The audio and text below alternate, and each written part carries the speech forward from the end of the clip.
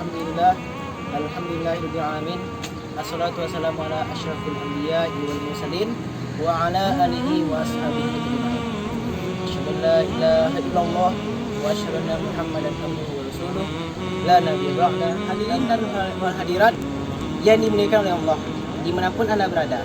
Marilah kita senantiasa bersyukur kepada Allah atas nikmat dan hidayahnya kepada kita semua, sehingga kita masih diberi kesempatan oleh Allah kita untuk mempersiapkan bekal untuk menuju ke akhirat kelak.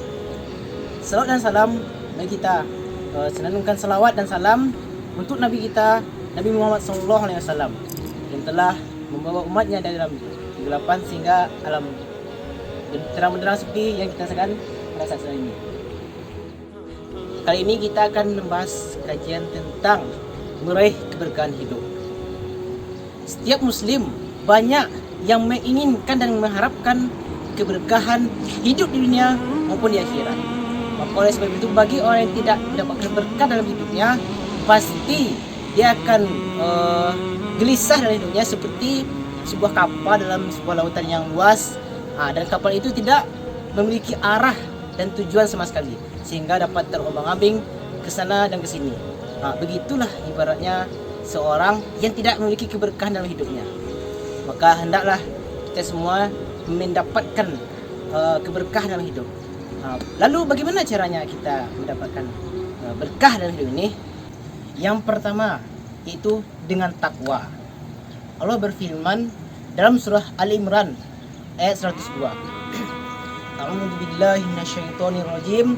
Bismillahirrahmanirrahim. Ya ayyuhalladzina amanu taqullaha haqqa tuqatih wa la tamutunna illa wa antum muslimun. Yang artinya, wahai orang-orang beriman, bertakwalah kepada Allah dengan sebenar-benar takwa kepadanya, dan janganlah kamu mati melainkan dalam keadaan beragama Islam. Baiklah, di sini dapat kita ambil kesimpulan bahwa umat manusia, terutama bagi umat Islam dan terutama bagi mukmin, itu diperintahkan untuk bertakwa kepada Allah. Karena dengan takwa itu banyak yang dapat kita raih, banyak keuntungan yang kita dapatkan. Allah akan memberikan jalan keluar bagi siapapun yang bertakwa. Allah akan memberikan rezeki yang tak disangka-sangka dari arah mana saja. Orang yang bertakwa kepada Allah senantiasa akan bertawakal sepenuhnya kepada Allah, yakin atas pertolongan Allah.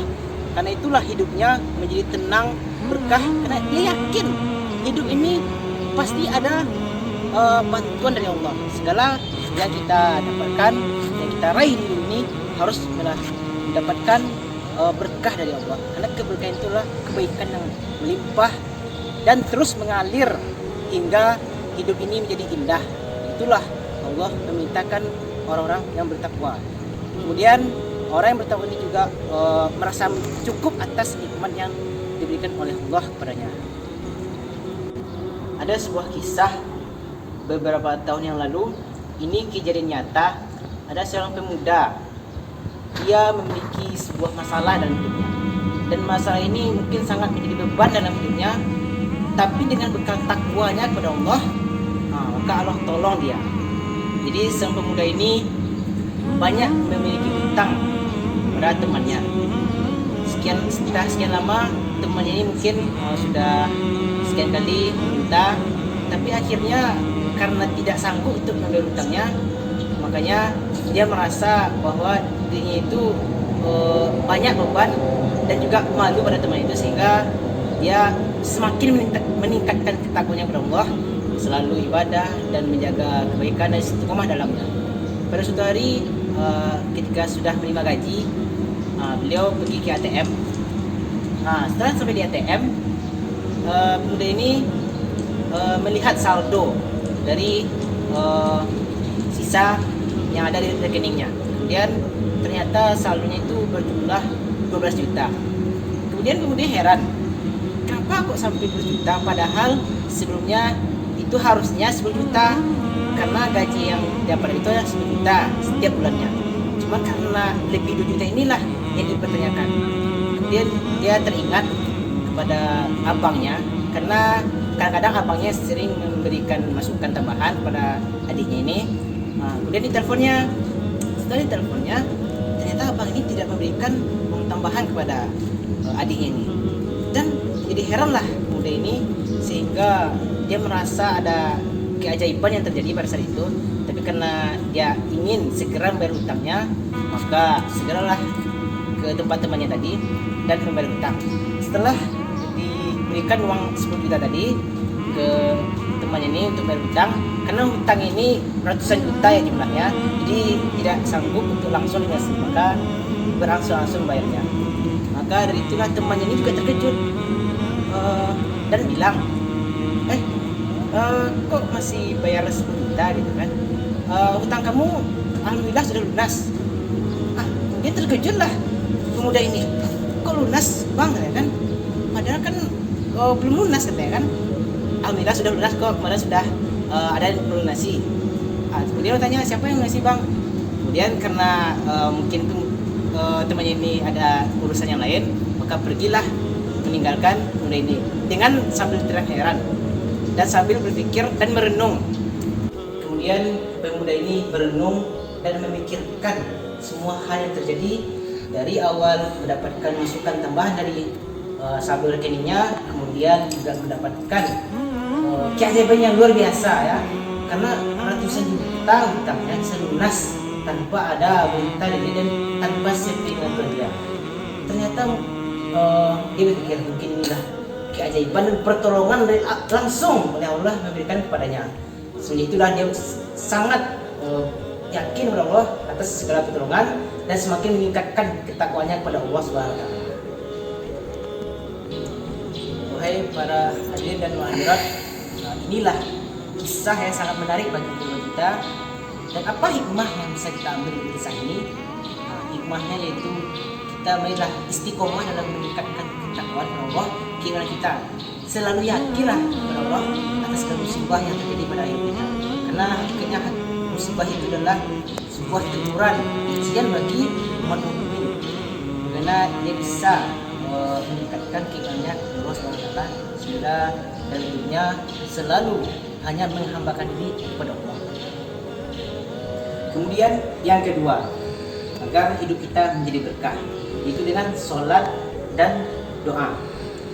Sholat itu merupakan fondasi dasar umat Islam dan juga mukmin, sehingga dengan sholat inilah bisa sadar menyadari hakikat hidup itu menghambakan diri kepada Allah. Dengan sholat ini adalah tiang agama, sehingga bagi yang meninggalkan sholat itu sama dengan meruntuhkan agama. Begitu juga dengan doa. Doa adalah sumber kekuatan umat muslim, sehingga dengan energi power dari doa inilah seseorang bisa meningkatkan harapannya kepada Allah. Dengan itulah menjadi bahan agar doa ini menjadi energi yang sangat penting dalam kehidupan manusia. Tanpa doa itu sama saja manusia ini sombong, karena tidak mau meminta kepada Allah, sedangkan dia adalah seorang hamba dari Allah dan sangat lemah pula hadapan Allah. Begitulah pentingnya doa dalam hidup ini, dan juga bisa mendapatkan keberkahan. Yang ketiga adalah bersyukur dan bersedekah. Kenapa bersyukur itu bisa mendatangkan berkah dan juga sedekah? Karena dengan syukur inilah seorang hamba menampakkan bagaimana dia sangat ingin bahwa Allah itu selalu memberikan yang terbaik dalam hidupnya dengan syukur. Karena bagi orang yang bersyukur pasti akan ditambah nikmat oleh Allah walaupun sedikit. Sedikit itulah kalau dia bersyukur pada Allah, maka berkahlah hidupnya, berkah rezekinya. Dan juga sedekah. Hakikatnya sedekah ini semakin banyak kita memberikan, maka semakin banyak pula yang kita dapatkan. Itu ada bonusnya. Bonusnya adalah berkah. Sebenarnya rezeki itu adalah jaminan dari Allah dan juga sudah menjadi jaminan dari Allah dalam hidup kita.